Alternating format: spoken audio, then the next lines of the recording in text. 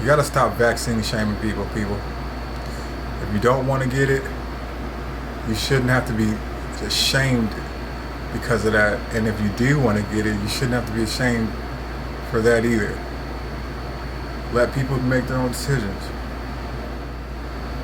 My mom and both of my pastors came to the parking lot because they couldn't come into the room. And they called me on FaceTime. And I'll be honest, before I got that call, I was giving up. I was. Mentally, I was scared. I cried because I was scared. I really thought that I was gonna die. All right, y'all. Wanted to do this video, give you a full update on this COVID-19. The real uncut version of it. I guess this would be for someone who might have symptoms, someone who is going through symptoms, didn't go to the hospital. I can just go through what happened with me. So I want to say, what is it, Friday the 13th? I want to say Tuesday last week. So that would be the 3rd. Started feeling sleepy, and my stomach was hurting. So I was at work in my office majority of the day. Went home and I slept hard. Woke up, had a little cough, like a little, sometimes when you inhale and you cough.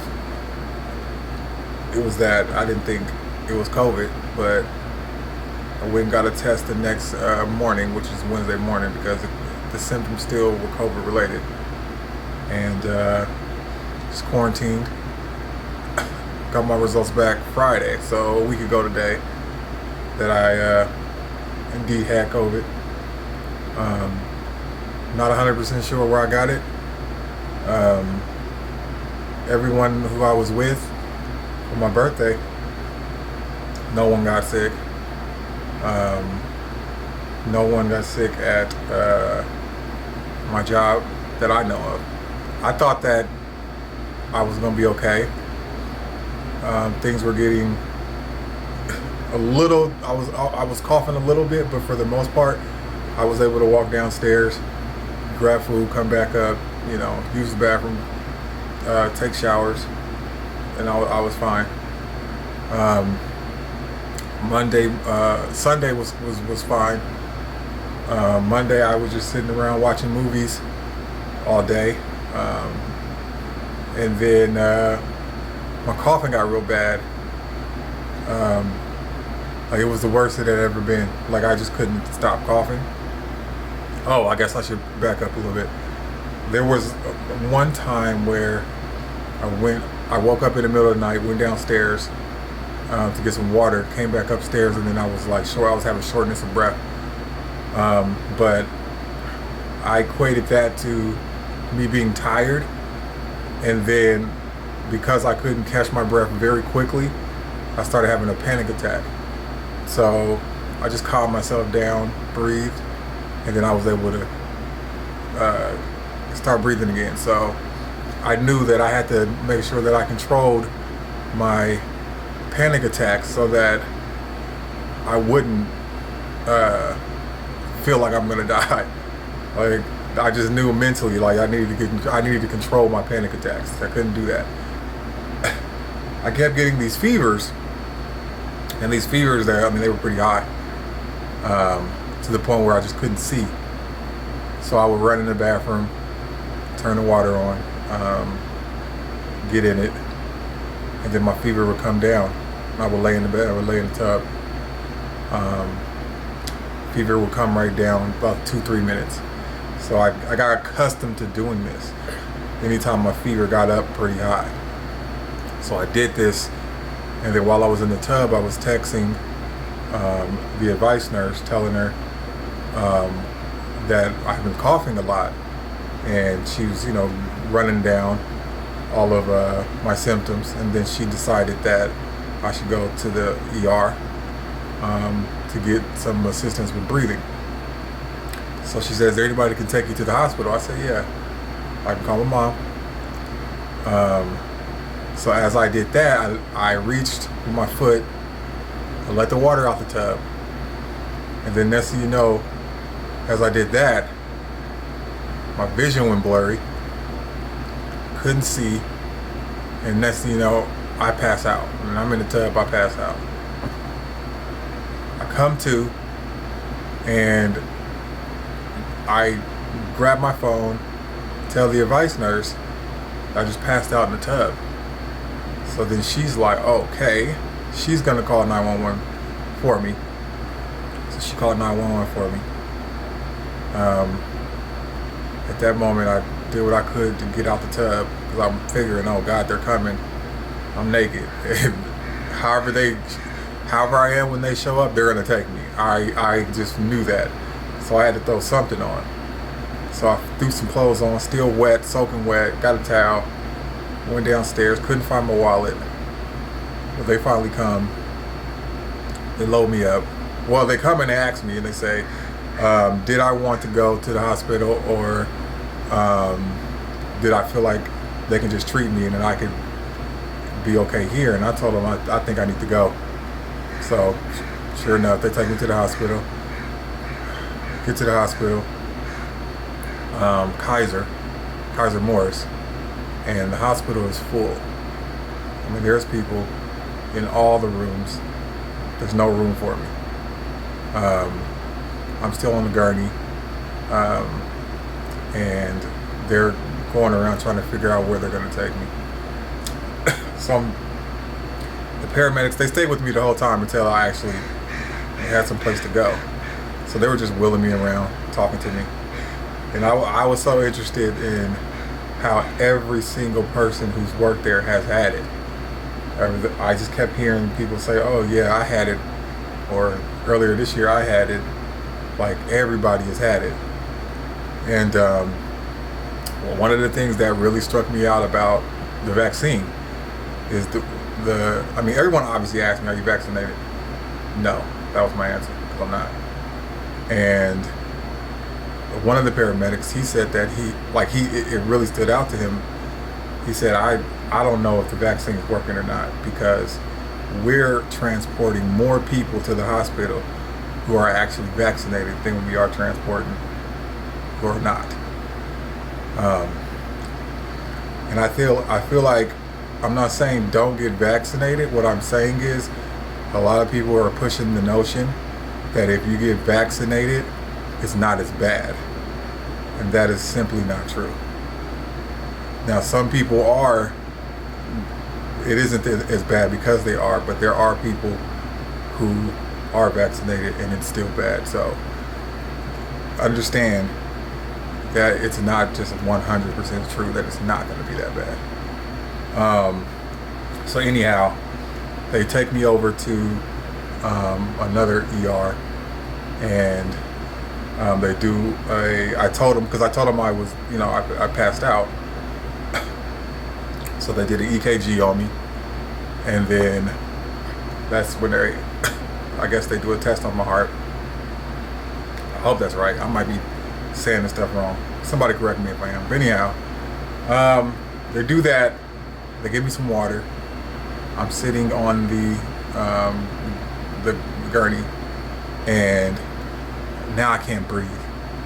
And I'm pulling my mask down.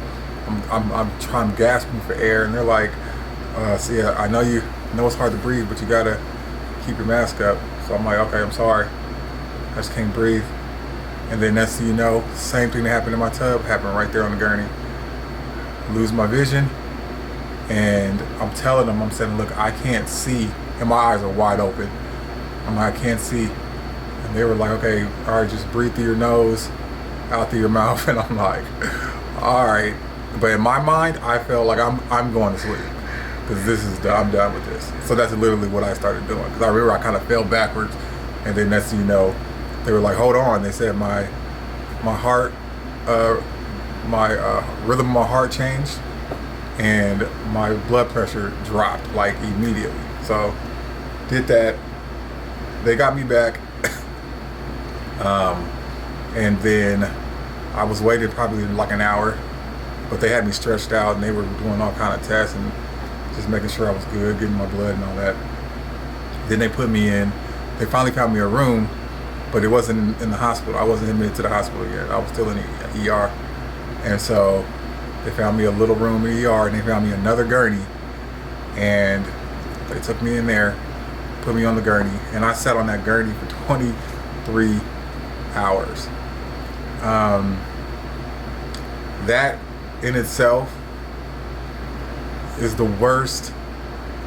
That's where I lost hope. That's where I felt like this virus was getting ready to rip me apart because of that gurney. I mean, it hurt so bad.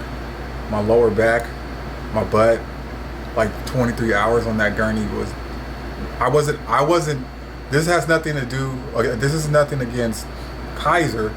That's just how full they were.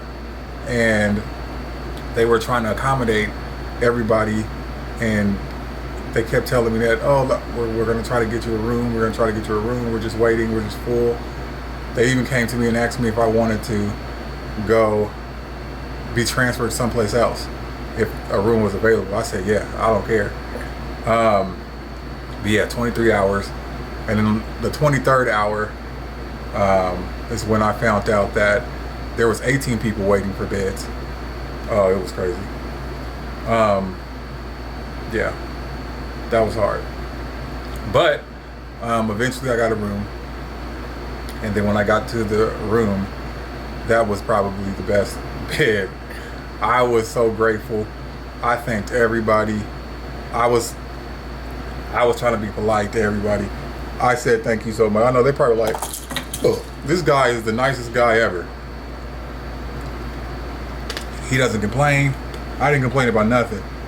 They were there helping me all around the clock. They had my vitals, everything. Right now, this lets me know my blood pressure. It's on my finger.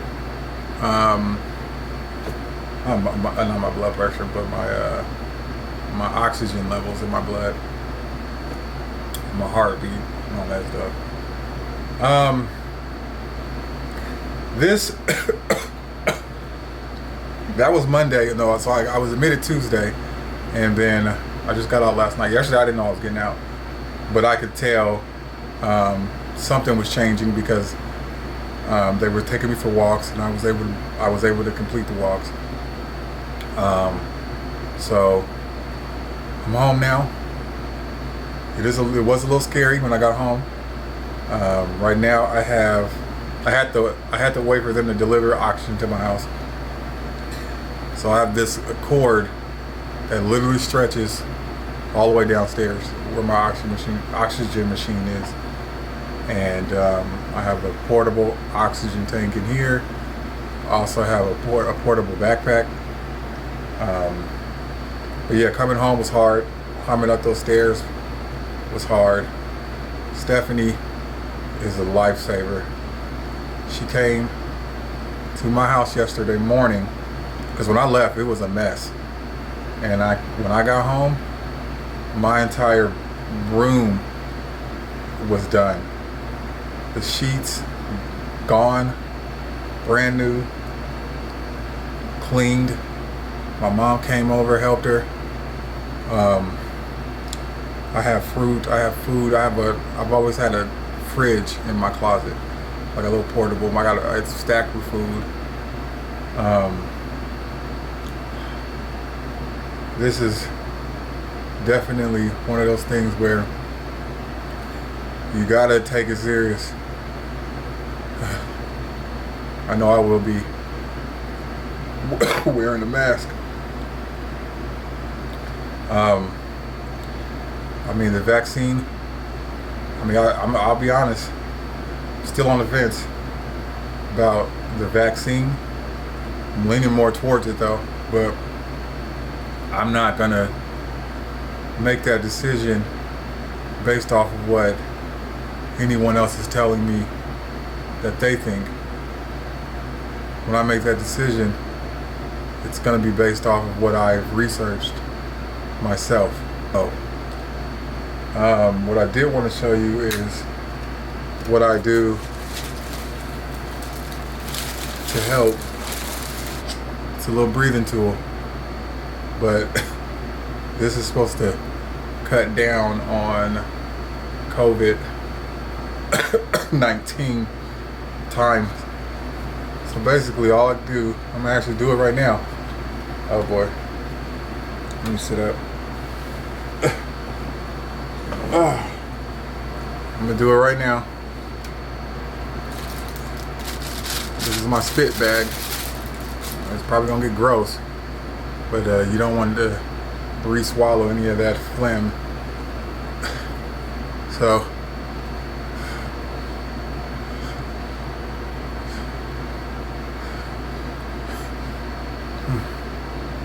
okay, all right.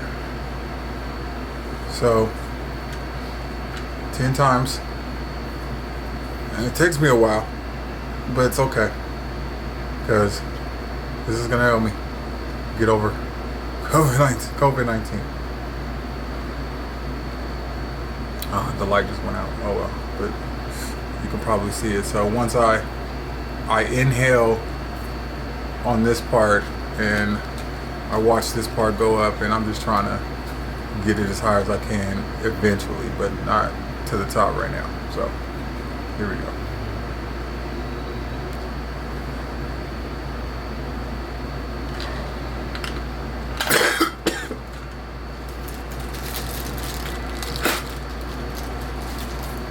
That's one, but it's gonna help.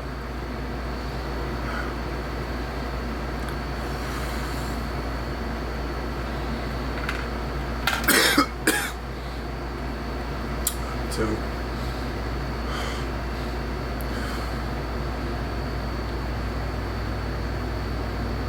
What I'm trying to do is calm my breathing.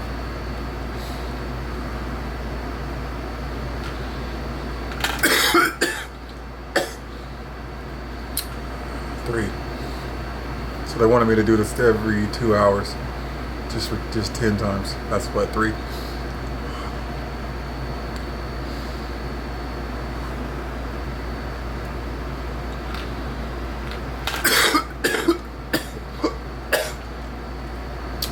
4. Yeah. So I'll probably cut out the rest, but so I'm good.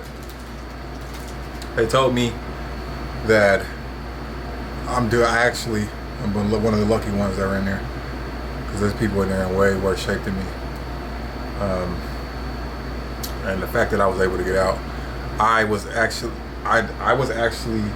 okay with them discharging me, mainly because I know what it felt like to sit for 23 hours waiting for a room.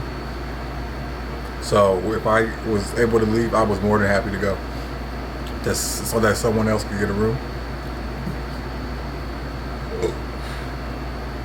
Because I know whoever finally got to that bed that I had was probably just as happy as me. So I just want you guys to know I appreciate all the support, all the energy that I've received since I posted that video on Wednesday. That was overwhelming. So thank you. Even the people who needed to take this moment to pull out that's what happens when you don't want to get a vaccine, or you want to be stuck. Like, you got to stop vaccine shaming people. If you don't want to get it, you shouldn't have to be ashamed because of that. And if you do want to get it, you shouldn't have to be ashamed for that either. Let people make their own decisions. My mom and both of my pastors came to the parking lot because they couldn't come into the room, and they called me on FaceTime.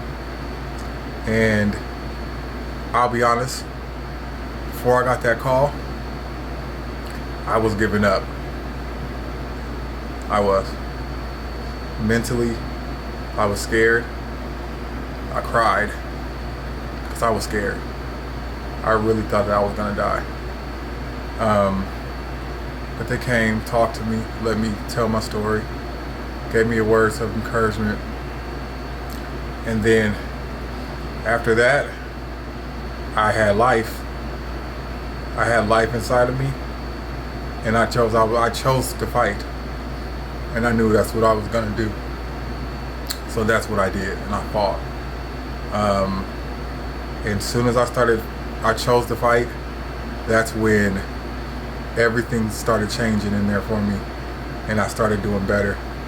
I started going for walks and was able to get up and down the hall. And then the nurse was like, "Well, maybe we'll try to go out next side tomorrow." I said, "Well, I think we can try it today." Like